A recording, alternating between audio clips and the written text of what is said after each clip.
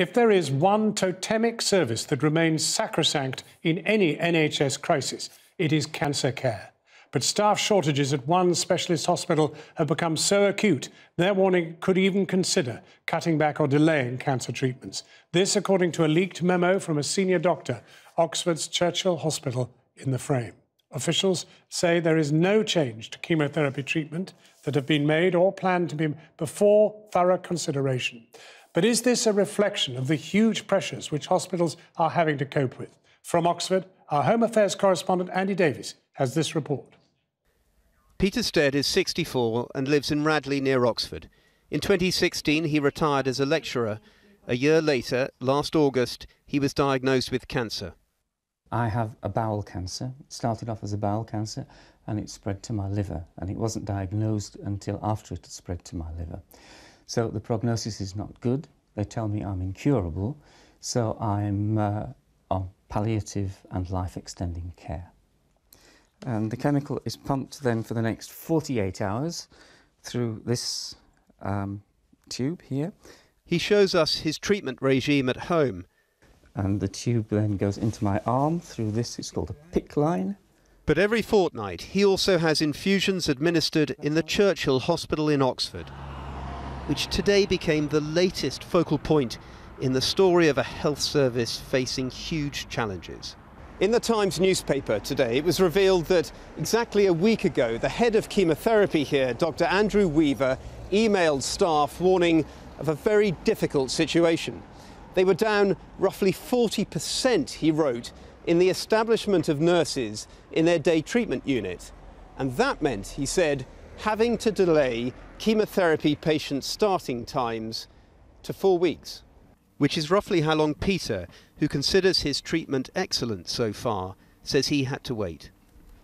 Have you ever got the sense that there is a shortage of nurses there? Sometimes they've said to me, we haven't got enough nurses on to deal with the number of people that we have passing through. And on one occasion, I was sent home because they hadn't got enough time to deal with me. But as I said, normally everything has run very smoothly. In the leaked email, Dr. Weaver says things will have to change, proposing that for certain palliative treatments, the cycle length is increased by 1 or 2 weeks, and/or the total number of cycles administered is reduced. For example, where normally 6 cycles are given, then teams should consider reducing to 4 cycles in total. He goes on, I know that many of us will find it difficult to accept these changes, but the bottom line is that the current situation with limited numbers of staff is unsustainable in the short, medium and long term.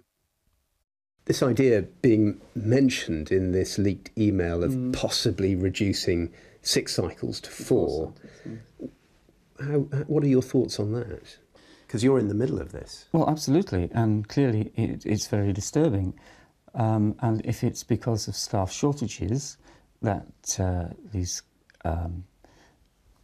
treatments are going to be reduced, then that's obviously of great concern to us, because this is what is keeping me alive and this is what is giving me the palliative care that I need. This evening, the hospital trust stated that no changes had been made or would be before thorough consideration had been given to all options. That their chemotherapy waiting times had met the national standard for the last 3 years. Their core message, whatever the outcome, patients won't lose out. No, they will not get worse treatment. We'll ensure that the treatment that they get is appropriate for their cancer and the stage of disease and the symptoms that they have. And that's what all our consultants and nurses are focused on doing. And we're very much, I really want to reassure patients in Oxfordshire that they will get the right treatment. Back in Westminster, the Prime Minister's questions rich in exchanges over the NHS in England, it didn't take long for Labour to raise the issue of Dr. Weaver's leaked email.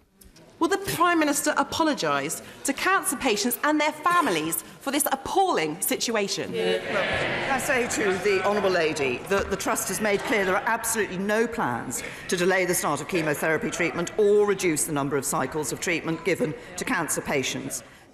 But for the Royal College of Nursing, this is just the latest worrying illustration of a chronic shortage of nurses in England. It's frustrating. We know that there is 40,000 vacancies in nursing generally, and we particularly are worried about the high vacancy rates in specialist nursing, and particularly, as this example, in cancer care. A Department of Health and Social Care spokesperson today said they'd recently announced the first ever cancer workforce strategy for England, including plans to increase the numbers working in cancer care. So what do we take from all of this? It is a slightly confusing picture because on the one hand you have this leaked email which was also passed to Channel 4 News today, in which they seem to be seriously considering reducing the number of treatment cycles for some cancer patients, and certainly the language in this email is laden with regret. And then on the other hand, you have the Trust coming out today saying no such move has happened, nor would it, without rigorous medical assessments or policy approval processes. So they're saying think of it more as just an ideas forum. But however this is resolved, I think one thing is abundantly clear, and that is the national shortage of nurses across the UK is being felt very keenly indeed, on top of all the other pressures right now. And some here in Oxford privately appear extremely worried by it.